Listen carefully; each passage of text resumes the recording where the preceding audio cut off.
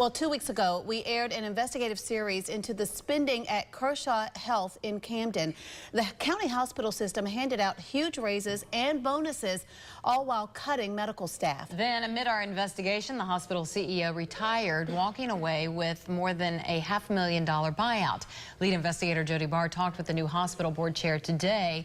So why the buyout and the amount that it was? Well, that's exactly what we asked Kershaw Health's brand new board chairman, Paul Napper, earlier today. Napper acted alone in negotiating this buyout for CEO Donnie Weeks.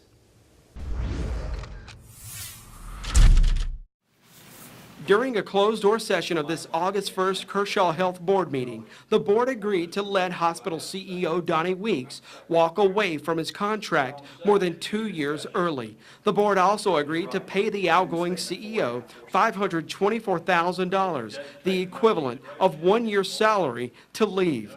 Board Chairman Paul Napper negotiated Weeks' buyout and the amount of money the hospital will pay him. When the public sees that $524,000 as the buyout, can you understand why some in the public had a little problem absorbing that number? Sure I can, Jody, but that's a separation agreement that we've agreed not to discuss, and I can't discuss it with you right now because of legal reasons, but we have sent you that, and it has been published, and we'll just let it stay there, if you will.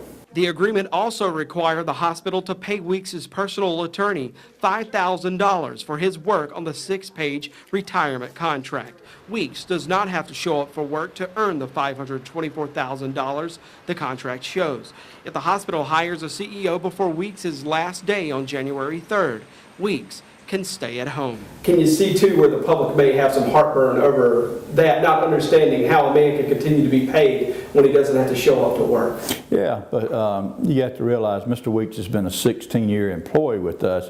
We have to keep him on because there will be things, things that we need to ask him in the future, and he will be on call.